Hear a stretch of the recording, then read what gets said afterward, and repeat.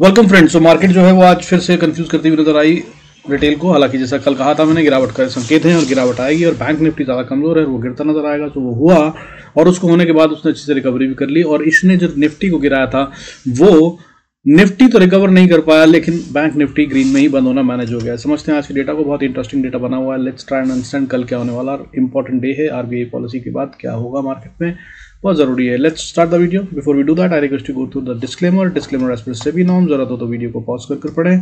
देखिए आज जो है सबसे बड़ा काम जो हुआ है वो आज ये हुआ है कि भाई वॉलेटिलिटी इंडेक्स कूल ऑफ होता हुआ नजर आया।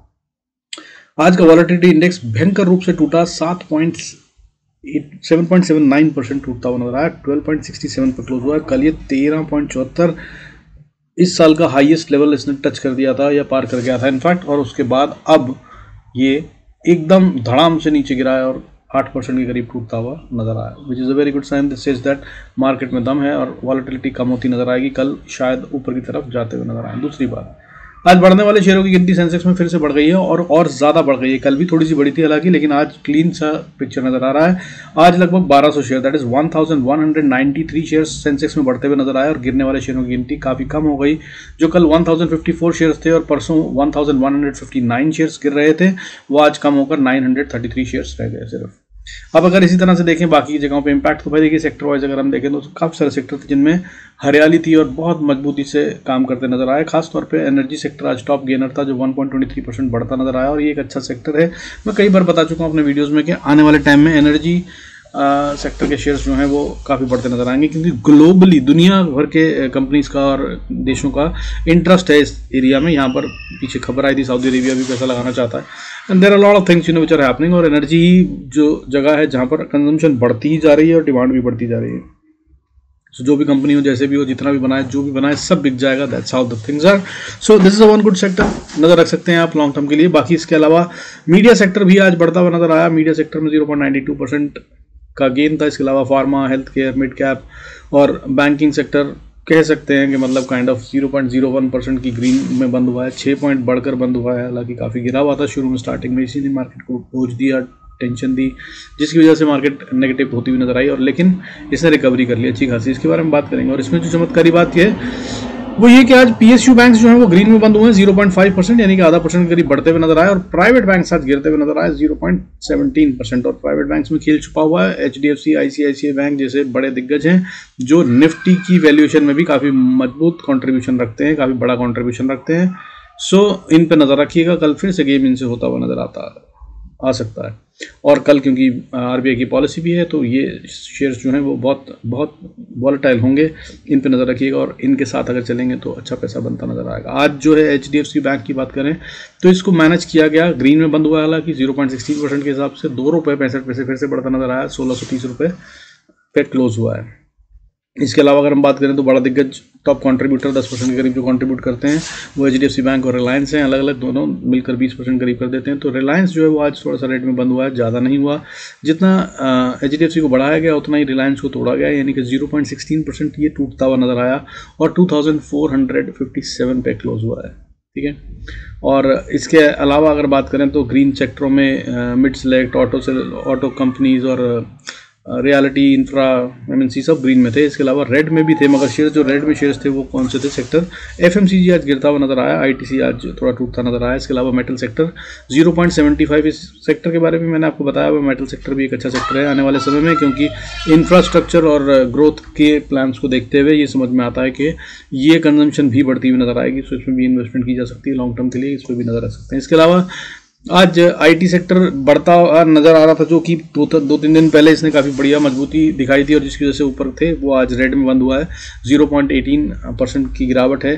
हालांकि ये बढ़ता हुआ नजर आ सकता है, कारण इसके ये हैं कि डॉलर जिस तरह से बढ़ रहा है तो इसको पॉजिटिव इम्पैक्ट मिलता है। डॉलर की अगर हम बात करें तो वो अभी भी थमता हुआ नज़र नहीं आ रहा है। हालांकि अगर हम मतलब ओवरऑल ग्लोबल सेक्टर्स की बात करें, ग्लोबल इम्पैक्ट की चीज़ों की, तो आज सिल्वर में अच्छी खासी तेजी है, 2.5% के करीब की, 2.35% सिल्वर बढ़कर 75,678 पे ट्रेड कर रहा है, 1,735 रुपये बढ़कर। वहीं क्रूड जो है वो भी आज काफ़ी दिन के बाद गिरते गिरते फाइनली ग्रीन में है। आज क्रूड 0.40% बढ़कर 5843 पे ट्रेड कर रहा है। 23 रुपये की बढ़त है, हालांकि बहुत ज़्यादा नहीं है और इसको खरीदने की कोशिश ना करें। ये अब थोड़ा सा नई रेंज बनाता हुआ नजर आ रहा है और मुझे लग रहा है ये वापस 5800 से 6100 की रेंज में आ चुका है। तो अगर आप चाहें तो इसकी रेंज को इस्तेमाल करते हुए ट्रेड करने की बात सोच सकते हैं। और अगर बात करें डॉलर की, जो सबसे बड़ा खतरा हमारी इक्विटी मार्केट और इकोनॉमी के लिए है, ये कूल ऑफ नहीं हो रहा है भाई। आज फिर ये वापस अपने हाई लेवल पे चला गया और 83.40 को भी पार कर दिया इसने। आज 83.41 पे ट्रेड कर रहा है। 0.4% की बढ़त है, लगभग 3 या 4 पैसे कह सकते हैं। 375 पैसा बढ़ते हुए नजर आया। अब ये जो है ना इस समय पे हमारे लिए नेगेटिव है इकोनॉमी और मार्केट के लिए, मगर मार्केट फिर भी बढ़ रही है भाई। देखिए ये जो है ना ये अच्छा कॉम्बिनेशन नहीं है, सो सावधान जरूर रहिएगा। मैं फिर बता रहा हूँ। बाकी दूसरा गैप छोड़ के आई हुई मार्केट, वो भी आज दिखाई दूंगा आपको, वो जरूर फिल होगा। तो फोमो में बाइंग मत करिएगा, ये बाइंग का टाइम नहीं है। मैं फिर बार बार बता रहा हूँ, अगर आप इन्वेस्टर हैं तो भाई वेट कर लीजिए, थोड़ा वेट कर लीजिए। बाकी इसके अलावा अगर हम बात करें तो सब कुछ नॉर्मल सा नजर आया। आज निफ्टी जो है वो 20,937 पे क्लोज हुआ है। 36 पॉइंट्स का डिप है, दैट इज 0.17%, बहुत ज़्यादा नहीं होता। लेकिन सबसे बड़ी बात जो है वो आज ये कि इसने अपने 7 दिन का रिकॉर्ड तोड़ दिया, जो पिछले 7 सेशन से ये लगातार बढ़ता नजर आ रहा था और 1211 1150 पॉइंट करीब बढ़ गया था। वो आज ये थोड़ा सा रेड में बंद हुआ है, हालांकि बहुत ज़्यादा रेड नहीं है, बट ये एक संकेत है जो कि मतलब थकने का साइन है। ठीक है, इसे गिरावट नहीं कहूँगा मैं, गलत होगा, लेकिन हाँ थकने का साइन है। बहुत ज़्यादा बढ़ चुकी है, सो ये थकती हुई नजर आई और अच्छा भी है। थोड़ा कंसोलिडेट होना चाहिए। अगर ये यहीं पे कंसोलिडेट हो जाती है और फिर दोबारा ऊपर चलती है तो ये बहुत अच्छा साइन होगा। अदरवाइज मैं आपको फिर बता रहा हूँ, करेक्शन तो आएगी। ठीक है, बाकी बैंक निफ्टी की अगर बात करें तो 46,841 पे क्लोज हुआ है। हम खुश हो रहे थे पीछे जब इसने 47,000 के ऊपर क्लोजिंग दी थी 2 दिन पहले, लेकिन अब ये वापस 47,000 को छूने की भी कोशिश नहीं कर रहा है। आज का जो हाई मारा इसने फिर से 46,927 मारा, 47,000 को छूने की कोशिश भी नहीं हुई, 70 पॉइंट पीछे से ही वापस घूम गया। और लो की बात करें तो नीचे सपोर्ट ले रहा है ये 46,500 का एक इंपॉर्टेंट लेवल है। आज इसने लो मारा 46,507 का। सो इन लेवल्स पे आप नजर रख सकते हैं। बाकी अगर आपको निफ्टी की बात करूं क्रिटिकल लेवल तो 20,850, इसको याद रखिएगा। इसके ऊपर नीचे गेम खतरनाक होगा, इसके नीचे अगर चला जाएगा तो फिर ये और बड़ी गिरावट दे सकता है। अभी फिलहाल बाकी बात करते हैं। देखिए एफआईआईएस की बात करें तो एफआईआईएस, जैसा कि मैंने कल कहा था वीडियो में, डेटा आने से पहले मैंने वीडियो बना दिया था तो पता नहीं चल पाया था, मगर मुझे ये लग रहा था कि सब कुछ देखने के बाद कि एफआईआईएस बाइंग नहीं कर रहा। तो भाई कल इन्होंने सेलिंग करी थी एफआईआईएस ने, जो लगातार बाइंग कर रहे थे। सिर्फ छोटी सी सेलिंग थी 79.88 करोड़ की, लेकिन आज ये सेलिंग बढ़ती हुई नजर आई। आज इन्होंने 1564 करोड़ की सेलिंग करी और ये सीरियस अमाउंट होता है, और वो भी आरबीआई पॉलिसी से एक दिन पहले। समझ में नहीं आया क्यों, लेकिन मार्केट उसके बाद भी बहुत नहीं गिरी है। ये एक और अच्छा साइन है, जिसका मतलब ये है कि ऑब्वियसली डोमेस्टिक इंस्टीट्यूशनल इन्वेस्टर, जिनके बारे में बताता हूं मैं कि वो पूरी तरह से बाइंग में है, उन्होंने अच्छी खासी बाइंग करी है। तो इन्होंने जो आज सेलिंग करी 1564 करोड़ की, उसके अगेंस्ट में डीआईएस ने क्या बाइंग करी? आज उन्होंने भी बाइंग नहीं करी है। आज उन्होंने भी छोटी सी सेलिंग करी है 9.66 करोड़ की, लेकिन मार्केट फिर भी उस हिसाब से गिरती हुई नहीं दिख रही है। ये एक अनयूजुअल कॉम्बिनेशन है और इसको समझने की जरूरत है। इसका मतलब ये है कि छुपी हुई बाइंग थी, ठीक है, और छुपा हुआ गेम है, और ये गेम तैयार किया गया है, गेम खेला नहीं गया है, गेम कल खेला जाएगा। So be very ready for a big day tomorrow. बहुत कुछ होगा और मेरे हिसाब से दोनों तरफ के मूव आएंगे, और वो दो नहीं 3 बार होंगे। एक तरफ का मूव 2 बार आएगा, यानी कि जैसे अगर सुबह मार्केट बढ़ जाती है तो पॉलिसी के बाद धमाक से गिरेगी और फिर उसके बाद दोबारा बढ़ेगी, वो असली जेन्युइन बढ़त होगी। तो इस तरह से 3 मूव दिख रहे हैं मुझे कल का जो डेटा बना हुआ है, लेकिन रिटेल को धो दिया जाएगा। तो अगर आप ट्रेड नहीं है तो समझ लीजिए, या आपको लगता है डर, या आप बहुत तेजी से प्राइस एक्शन को नहीं रीड करते हैं और कैंडल स्टिक्स को नहीं समझते हैं, या जो भी आपको लगता है जरा सा भी डाउट है, तो भाई कल दूर रहिएगा मार्केट से, या फिर सेकंड हाफ में ही ट्रेड कीजिएगा। आखिरी में गेम वहां पे नजर आएगा, क्योंकि गेम कल खतरनाक होने वाला है, कई बार होगा, और आप जो सोचेंगे उससे उल्टा होता हुआ नजर आएगा। फिर बता रहा हूं आपको, सावधान रहिएगा। कल का दिन रिटेल के धुलने का दिन होता है, आरबीआई पॉलिसी है, और 3 गेम होंगे, एक डायरेक्शन में पहले, फिर उससे ऑपोजिट डायरेक्शन में, और फिर वापस तीसरी डायरेक्शन वही हो सकती है, या फिर बीच में छोटा सा उल्टा करके चौथी बार फिर वापस ऊपर जा सकते हैं। That's how the game will be. खासतौर पर अगर ऊपर जाते हैं तो और भी ज़्यादा रिस्की गेम होगा। आपको पूरा यकीन दिला दिया जाएगा कि अब मार्केट गिर रही है, तभी ऊपर जाएगी, और अगर नीचे जाते हैं तो आपको पता भी नहीं चलने दिया जाएगा, और मार्केट इतनी तेजी से गिरेगी कि आप उम्मीद करते रह जाएंगे कि अब तो रुकेगी, अब तो रुकेगी, और ये नहीं रुकेगी।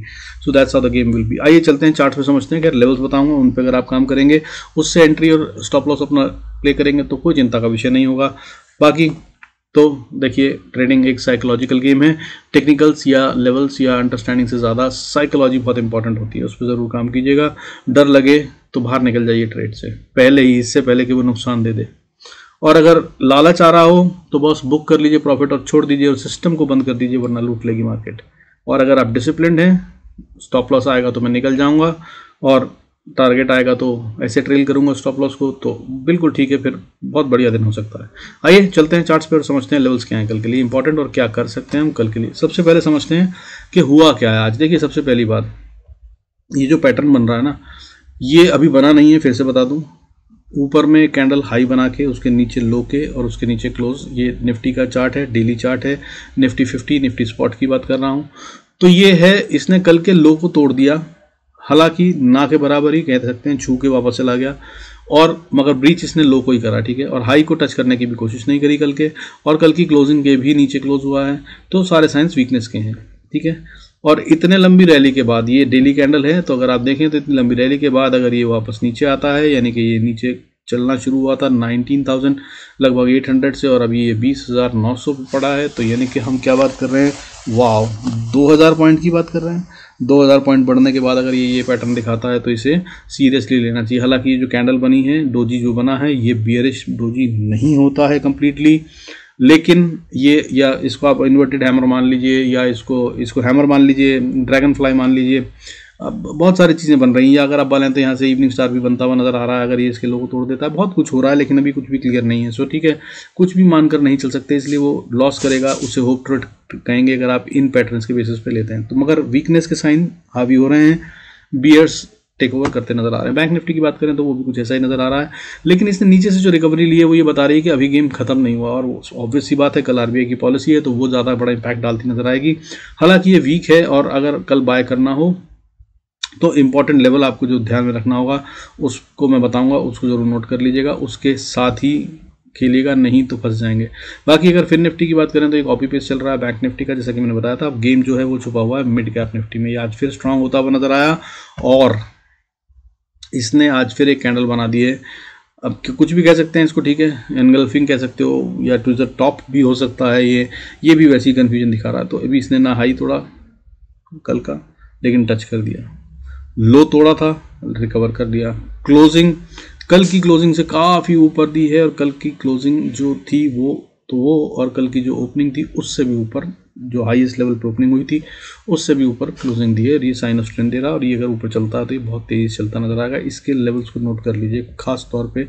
अब इसको सेल की मत सोचिएगा जब तक कि 9,926 के ऊपर है, ठीक है, ये बाय में ही है। हालांकि ऊपर जाने में इसको स्टिफ रेजिस्टेंस जो फेस करनी पड़ेगी वो 9,990 का लेवल है, इसको ये पार करता नजर नहीं आ रहा। लेकिन अगर इसको पार कर लेता है तो भाई इसका एक लेवल है जो मैंने आपको काफ़ी दिन पहले बताया था, वीकली वीडियो में बताया था, ये और मंथली दिसंबर मंथ की एनालिसिस में बताया था, वो है 10,026। ये वहाँ तक जाता हुआ मुझे नज़र आ सकता है, लगता है कि वहाँ पहुँच जाएगा जल्दी, और ये कल ही हो जाए तो कोई हैरानी की बात नहीं होगी। सो ध्यान रखिएगा, इसमें सेल करना बहुत ज़्यादा समझदारी नहीं। हाउएवर अगर सेल करना ही हो और नीचे चला जाए 9,929 के, तो आप इसे सेल भी कर सकते हैं, और उसके बाद ये 9,911 या 10 पे सपोर्ट लेता पाएगा। अगर ये रुक गया वहाँ तो बहुत अच्छा, नहीं तो फिर सीधा 9,872, और अगर इसको भी तोड़ दिया तो 9,790 यहाँ तक के लेवल्स खुल जाएंगे। और अगर इसको भी नहीं बचा पाया तो 9,687 भी आने वाले टाइम में, अगले हफ्ते में आता नज़र आ सकता है, ठीक है। अब चलते हैं टॉप के जो हमारे मेन वाले हैं, निफ्टी एंड बैंक निफ्टी, उसमें मैं कैसे ट्रेड करना। तो बैंक निफ्टी और निफ्टी की बात कर रहे हैं। देखिए निफ्टी जो है अभी फिलहाल बाय में नहीं है, आपको बता दूं। इंपॉर्टेंट लेवल्स जो हैं वो 3 निकल रहे हैं, ठीक है, इसके तो मैं आपको तीनों बताऊंगा। लेकिन सबसे पहले जो क्रिटिकल लेवल है वो 20,850 मैंने आपको बताया। जब तक ये टूटे नहीं, बेचने का सोचना नहीं, ठीक है। हालांकि ये 870 से ही शुरू हो जाता है, वहाँ से भी वापस बाउंस कर सकता है। जब भी कभी प्राइस वहाँ आए तो ज़रूर अपने प्रॉफिट्स बुक कर लीजिएगा और रिवर्सल का इंतजार कीजिएगा। अब क्रिटिकल लेवल की बात करते हैं। देखिए आज यहाँ क्लोज हुआ है 916 के आसपास क्लोज हुआ है, 900 के ऊपर क्लोज हुआ है, 916 इसका क्रिटिकल लेवल बनता है। अगर ये इसके ऊपर ट्रेड करे तो बाय कर सकते हैं, तब ये एक अच्छी रैली दिखा सकता है। हालांकि छोटी सी रेजिस्टेंस 928 पे भी आएगी, और उसके बाद 937 से 40 का एरिया है, ये भी एक रेजिस्टेंस का काम करेंगे। हाउएवर अगर 940 को पार कर जाता है तो फिर निफ्टी बहुत तेज चलता हुआ नजर आएगा। और ऊपर 940 के बाद हालांकि छोटी सी रेजिस्टेंस 960 भी है, जहाँ पे डाउट है कि ये शायद हटके, मगर कोई गारंटी नहीं है। यहाँ पे स्टॉप लॉस ट्रेल कीजिएगा, प्रॉफिट बुक मत कीजिएगा, और उसके बाद मार्केट में जहाँ जाती जाए मार्केट जाने दीजिएगा और स्टॉप लॉस ट्रेल करते जाइएगा और बढ़िया प्रॉफिट आते हैं नजर आ सकते हैं। अगर मैं ठीक हूँ और ये मार्केट कल ऊपर की तरफ जाती है तो भाई मेरे हिसाब से 21,170 60-70 का लेवल है जो आता हुआ नजर आ सकता है, और ये कल ही हो सकता है अगर आरबीआई पॉलिसी में बहुत ज़्यादा दम हुआ तो। हालांकि उम्मीद ना के बराबर है इसकी, पर अगर हुआ तो ये भी हो सकता है। और उसके बगैर भी अगर ये नेगेटिव ना हुई पॉलिसी तो भी ये हो सकता है अगर एफआईआईस वापस बाइंग में आ जाए। बहुत सारे कारण हैं जिसकी वजह से हो सकता है, तो सिर्फ स्टॉप लॉस ट्रेल कीजिएगा। अब सेल की बात कर लेते हैं। अगर निफ्टी की बात करूँ, और ये स्पॉट की बात है बॉस, इसको फ्यूचर से कंफ्यूज मत कीजिएगा। अब अगर सेल की बात करें तो फिर मैंने बताया 20,916, तो यही इंपॉर्टेंट लेवल है। यहाँ से अगर नीचे गिरता है तो भाई पहली सपोर्ट ट्रेड आप लेना चाहें तो ले सकते हैं। मेरे हिसाब से बहुत बड़ा गेम नहीं है, सो मैं नहीं लूँगा। हालांकि आप चाहें तो ले भी सकते हैं रिस्की ट्रेडर, क्योंकि अगर फॉल आया तो वो बहुत तेज होगा, और उसके हिसाब से पहली सपोर्ट जो बनती है वो 20,900 पे बनती है, और उसको तोड़ दिया तो फिर अगली सपोर्ट 20,870, और उसके बाद फिर 20,850। ये वो इंपॉर्टेंट लेवल है जिसको ये अभी फिलहाल तोड़ता हुआ नज़र नहीं आ रहा है, किसी भी तरह से नहीं नज़र आ रहा है। लेकिन पॉलिसी अगर कुछ खतरनाक हुई तो वो इस लेवल को ये ब्रीच करेगा, और ये इसको ब्रीच करे तभी असल में समझ में आता है कि बियर्स हावी हो रहे हैं। अदरवाइज अब ये इस लेवल को नहीं तोड़ेगा, ये बता रहा है, ठीक है। और अगर 850 को तोड़ दे तो भाई फिर तो सेल में ही बैठना है, फिर तो लेवल्स खेलते जाएगा। फिर उसका हालांकि 850 840 लेवल है, क्रिटिकल और इंपॉर्टेंट लेवल मानिएगा इसको। ये किसी भी लेवल से बाउंस कर सकता है, वहां से नीचे झपकी मारकर आए तो 820 810 800 तक भी आ सकता है, और फिर वापस जंप मार सकता है। लेकिन अगर 800 के नीचे ट्रेड कर ले 15 मिनट तो फिर भाई ये गया। फिर अगली सपोर्ट जो है वो सीधा 20,790 सॉरी 739 740, और उसके बाद फिर 20,683 और 20,600 और 20,550 और 20,500 476। ये सारे लेवल्स हैं जो ये अगर फॉल में आया तो अचीव करता हुआ नज़र आएगा।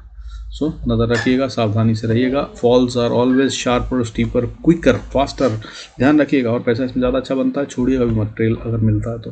बैंक निफ्टी की बात करते थे कि बैंक निफ्टी का जो इंपॉर्टेंट लेवल है ये बिल्कुल उसी पे क्लोज हुआ। लगातार 5 घंटे इसने यहीं पे समय बिताया है। बहुत सॉलिड एंड स्टिफ गेम है। आई होप आप देख पा रहे हैं, इसी लाइन के पीछे सारी कैंडल्स बनी हैं। ये एरिया बहुत क्रिटिकल एरिया है और इसका ध्यान रखिएगा। लेवल क्या बनता है, मैं इसको अब लेवल हालांकि बनता 46,840 है, बट मैं आपको एक रेंज दे रहा हूँ, छोटी सी दूंगा। इसके बीच में ट्रेड मत कीजिएगा, ये ट्रैपिंग होगी, और इसके आर पार ही खेलिएगा। तो ऊपर का लेवल है 46,885, नीचे का लेवल है 46,980। तो समझ लीजिए 780 से 880 के बीच में गेम नहीं करना है, वरना आप ट्रैप हो जाएंगे। और अगर आप स्कैल्पर हैं तो भाई इसी रेंज में ही जब तक मार्केट रहे तब तक स्कैल्पिंग करिएगा, मगर वो 2-2 मिनट से ज़्यादा की या 5 मिनट से ज़्यादा की स्कैल्पिंग नहीं होनी चाहिए। जहां आपने 2 मिनट से ज़्यादा रहा है एक पोजीशन में तो वो खतरनाक हो सकती है, कभी भी पलट सकती है, और वो प्राइस फिर दोबारा ना ही आए, ऐसा बहुत ज़्यादा चांसेस हैं होने के। ठीक है, अब लेवल्स के बाद बात करते हैं अगर ऊपर जाती है तो क्या होगा। तो सबसे पहले मैंने बताया आपको 46,900 के ऊपर अगर चला जाए तो बाय बाय बनता है ये। हालांकि एक छोटी सी रेजिस्टेंस उसके बाद 990 47,000 पे भी आएगी, और 47,000 साइकोलॉजिकल प्लस टेक्निकल लेवल बन गया है, तो यहाँ पर ये आसानी से पार नहीं करेगा ऐसा बता रहा है। लेकिन अगर आरबीआई पॉलिसी में दम है तो यहाँ ये रुकेगा नहीं, सुपर रॉकेट कैंडल से पार करेगा ये। और अगर इसको पार करा तो ये सीधा 47,100 210 ये सब पार करता हुआ जाएगा, और 260 है वो एरिया जहाँ पर ये रेजिस्टेंस फेस करता हुआ नजर आएगा। तो 150 200 250 पॉइंट सिर्फ कांता दास जी के भाषण से आ सकती है, ध्यान रखिएगा। और उसको अगर आप कैप्चर कर पाए तो अच्छा पैसा बनेगा, फिर सिस्टम बंद कर दीजिएगा, मार्केट कहीं भी जाए। हालांकि अगर आप रुकें, ज़्यादा लॉट्स खरीद रखी हूँ, जैसे कि मैं 10 12 15 लॉट खरीद लेता हूँ और फिर उसमें से 10 लॉट निकाल दिए और 2 लॉट रखने ट्रेल करते जाओ, तो वो आप यहाँ पे कर सकते हैं। क्योंकि मार्केट अगर जाती है उसके बाद ऊपर तो और बहुत ऊपर जा सकती है। स्टॉप लॉस ट्रेल करते जाइएगा, क्योंकि अगर ऊपर जाने की बात करूँ तो मैं इसके टारगेट जो हैं 47,850 तक के निकल सकते हैं, और उसके ऊपर भी बैंक निफ्टी जा सकता है। इसने अभी चलना ही शुरू करा है, और अगर ये बढ़ना शुरू कर दे तो ये काफ़ी ऊपर जा सकता है। अब बात करते हैं नीचे की। देखिए 46,800 अगर ये तोड़ दे तो भाई ये 790 तोड़ दे तो सेल में बैठिएगा। फिर अगली सपोर्ट जो आती है वो 46,570 से 46,000 460 का एरिया, यहाँ पे आके ये सपोर्ट लेगा और यहाँ पे रुकेगा, एकदम से नहीं टूटेगा, चाहे गंदी पॉलिसी भी आए तो भी यहाँ पर इसको रुकना चाहिए। आइडली थोड़ा टाइम बिताएगा, कंसोलिडेशन या डिस्ट्रीब्यूशन जो भी होनी है वो होगा और उसके बाद रिवर्सल या ड्रॉप डाउन फर्दर होगा। तो यहाँ पर अपना स्टॉप लॉस फिल करना मत भूलिएगा, या फिर मेरे से पूछें तो मैं अपना प्रॉफिट बुक कर लूँगा और मैं इसमें इंतज़ार करूँगा नए मूव को कैप्चर करने का और उसके बाद नई एंट्री करने का। और उसके बाद अगर ये नीचे जाता है तो फिर 46,299, 46,021, 45,785 और उसके बाद 45,650 यहाँ तक ये ट्रैवल कर सकता है। हालांकि जाने को 45,500 को भी टच कर सकता है और उसको भी ब्रेक कर सकता है, बट ये इंपॉर्टेंट लेवल होंगे और यहाँ से ज़्यादा नीचे भी जाता हुआ नज़र नहीं आ रहा है। और अगर इसके बाद की बात करूँ 45,500 के बाद की, तो फिर गेट्स खुल जाएंगे 45,142, 700, 44,763, 752, ये सारे लेवल्स आते हुए नज़र आ सकते हैं। हालांकि कल ऐसा होता हुआ नज़र आ नहीं रहा है, बट आरबीआई पॉलिसी बहुत खतरनाक होती है अगर ये सच में कोई खतरनाक काम करती है। और ख़ासतौर पर जब एफआईआईज बाइंग कर रहे थे वो सेलिंग में कन्वर्ट हुए हैं, तो ये सारे लेवल्स कभी भी आ सकते हैं। सावधान रहिएगा, बड़ी गेम को कैप्चर करने की कोशिश करिएगा, स्टॉप लॉस छोटा रखिएगा। और मार्केट में मैंने बताया जैसा शुरू में, भाई अल्टी पल्टी जरूर होगी, एक बार नहीं 2 बार होगी, ऐसा दिख रहा है। सो बी प्लान फॉर दैट, ठीक है। जो आप सोचेंगे उससे उल्टा होता नजर आएगा। और अगर एक बार, इसका रूल ये कहता है कि अगर मैं once I am wrong in the day if I trade, I made a mistake, मैं गलत तरफ फंस गया, मैंने सोचा बढ़ेगी मार्केट और मार्केट पलट गई, तो फिर आप उसके एक और ट्रेड ले लें बहुत ज़्यादा हो तो, और अगर वो भी स्टॉप लॉस हिट हो जाए तो बस फिर सिस्टम बंद कर दीजिएगा। वरना मैं बता रहा हूँ, आप कितनी भी कोशिश कर लीजिएगा, आप जो सोचेंगे मार्केट उसका उल्टा करेगी और आपको सिर्फ लॉस देगी। सो ये आज की लर्निंग फिर से, आई होप आप कुछ लिख रहे हैं, नोट कर रहे हैं और ये सब चीज़ें जो मैं बताता हूँ इनको सीख रहे हैं। ट्रेडिंग करनी है तो बॉस ये सब चीज़ें याद रखना, तब आपको फ़ायदा होगा। नहीं तो यहाँ पर सिर्फ टेक्निकल सीख लेने से बहुत ज़्यादा कुछ नहीं होता, टूल्स सीखने से बहुत ज़्यादा कुछ नहीं होता, ये साइकोलॉजी डेवलप करनी होती है और रूल्स और डिसिप्लिन के साथ काम करेंगे तो आप फायदे में रहेंगे। With this I conclude this video. बाकी सब्सक्राइब करना मत भूलिएगा यार, जैसा बताता हूँ हर रोज 1000 सब्सक्राइबर होने के बाद लाइव आकर आपके क्वेश्चन आंसर सॉल्व करूंगा। जो आप कहेंगे पूछेंगे, अपनी समझ के हिसाब से जो जानता हूँ वो ज़रूर बताऊंगा और आपको सिखाने की कोशिश करूंगा। Absolutely free of cost training दूंगा। अगर आप ट्रेडिंग करना चाहते हैं और सीखना चाहते हैं तो सब्सक्राइब करना मत भूलिएगा। So thank you so much for staying connected, God bless us all. अच्छा, thank you so much for the comment Makhani ji, कल आपने बहुत अच्छा से कमेंट दिया, मेरी हिम्मत बहुत बढ़ाई, सिंसियरली थैंक यू। और रितेश खत्री जी, आपने शेयर मांगा था कि बताऊं कि कुछ शेयर भी दे दिया करूं, बट अनफॉर्चुनेटली यार मार्केट अभी ऐसे गेम में है कि मैं इस समय कोई रिकमेंडेशन देना नहीं चाहता हूं। हालांकि अगर आप देखना चाहें तो कैलिफोर्निया सॉफ्ट करके एक शेयर है, मैं इसको देख रहा था, मुझे अच्छा लग रहा है, इस पर आप नज़र रख सकते हैं। छोटा सा शेयर है, 15 रुपये 60 पैसे का। अगर आप चाहें तो इसमें बाई की एंट्री ले सकते हैं। 15 रुपये 60 पैसे का ये शेयर है। अगर आप इसको स्टॉप लॉस लगाना चाहें तो ये 14 रुपये 28 पैसे से 14 रुपये के बीच का स्टॉप लॉस बनता है। अगर आप इसको स्टॉप लॉस लगाकर ट्रेड करें तो ये एक अच्छा बेट हो सकता है और ये बहुत अच्छी कंसोलिडेशन कर चुका है। आने वाले टाइम में ये एक बड़ा रिटर्न देता हुआ नज़र आ सकता है। टारगेट के हिसाब से अगर बात करें तो मुझे जो भी आते हुए नज़र आ रहे हैं वो 16 रुपये तक का आता नज़र आ रहा है, 16 रुपये 60 पैसे। और अगर इसको पार कर गया तो फिर 18 रुपये 50 पैसे, और अगर इसको पार कर गया तो 20 रुपये 50 पैसे। अगर आप इसको 6 महीने से 1 साल होल्ड करते हैं और ये डबल भी हो जाए तो मैं हैरान नहीं होऊंगा। इसमें इस तरह की कंसोलिडेशन हो रही है और इसका पुराना ट्रैक रिकॉर्ड बहुत अच्छा था, काफ़ी पिटा हुआ शेयर है। इसमें बहुत बड़ी वाली करेक्शन आई है एक बड़े अप मूव के बाद। अगर इसके ऑल टाइम हाई की बात करूं तो 52 से टूटता हुआ नज़र आया था पहले, जो पिछला हाई था, और अगर उससे पहले की बात करूं तो ये 114 भी मार चुका है। So this is what the share is. लेकिन ये अभी बुरे वक्त से गुजर रहा है और इसमें रिवर्सल के साइन पूरे आते हुए नज़र आ रहे हैं। अगर आप चाहें तो इन्वेस्ट कर सकते हैं, छोटा सा करें, अपनी समझ से करें, अपने फाइनेंशियल एडवाइजर से कंसल्ट करके करें। मुझे इसमें एक अच्छी चाल आती हुई नज़र आ रही है और ख़ास तौर पे अगर इसने 17 रुपये के ऊपर क्लोजिंग दे दी तो ये सीधा फिर 19 रुपये 80 पैसे 20 रुपये तक जाता हुआ नज़र आएगा। और अगर ये सुनने में छोटा लग रहा हो तो भाई ये 15 रुपये का शेयर अगर 20 रुपये पहुँचता है तो 5 रुपये बढ़ते हैं, जिसका मतलब ये है कि करीब 33% बढ़ गया। 33% का रिटर्न कम नहीं होता। सो अकॉर्डिंगली आप देखें तो यूज़ करें। With this, I conclude this video. Thank you so much for staying connected. God bless us all. See you in next video.